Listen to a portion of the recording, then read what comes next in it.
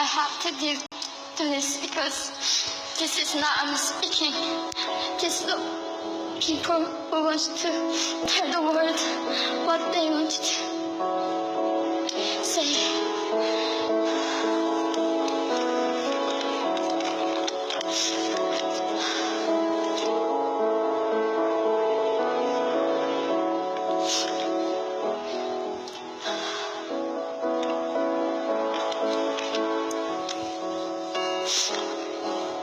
North Korea is an unimaginable country.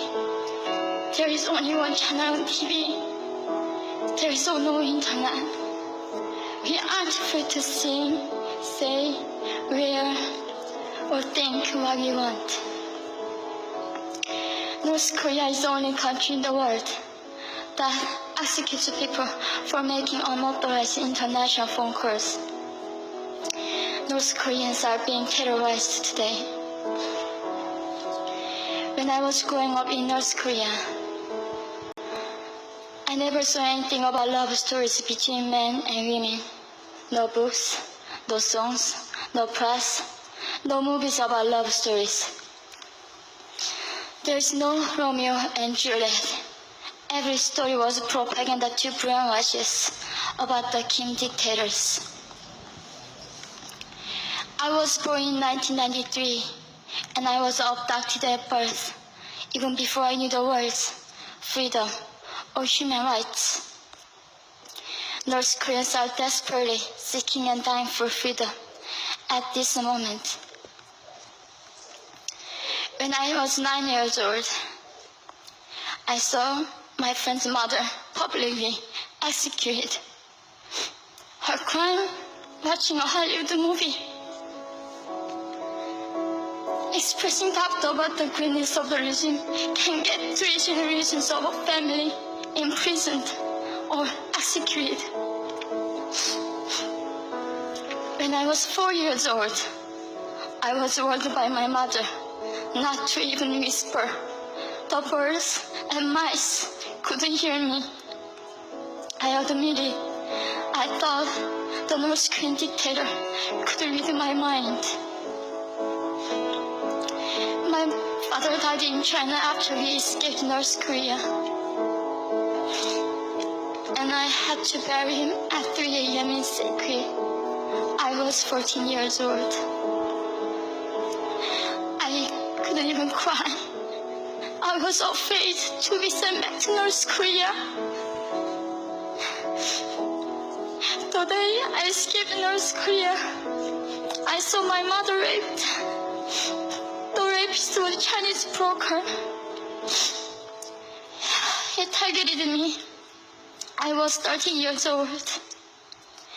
There is a saying in North Korea, women are weak, but mothers are strong. My mother allowed herself to be raped in order to protect me. North Korean refugees, about 300,000, are vulnerable in China. 70% of North Korean and teenage girls are being victimized, sometimes sold for as little as $200. We walked across the Gobi Desert, following a compass. When they stopped working, we followed the stars to freedom. I felt only the stars were with us. Mongolia was our freedom moment. Death or dignity. Under the knives, we were prepared to kill ourselves if we were going to be sent back to North Korea. We wanted to live as humans.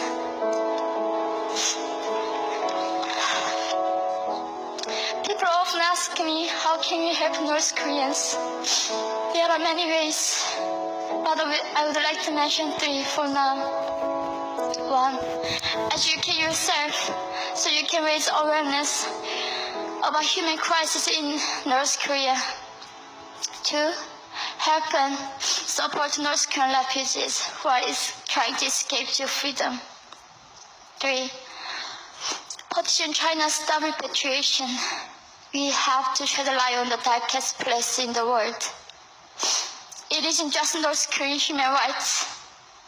It's our rights that North Korean dictators have violated for 7 decades. We need governments all around the world to put more pressure on China to stop repatriation. In particular, Chinese delegates of One Young World can play a part by speaking up.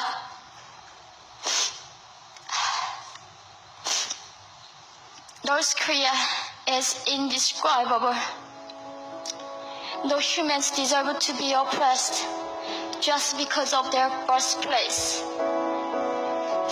We need to focus less on the regime and more on the people who are being forgotten. One Young World, we are the ones who will make them visible. Fellow delegates, please join me as we make this a global movement to free North Koreans.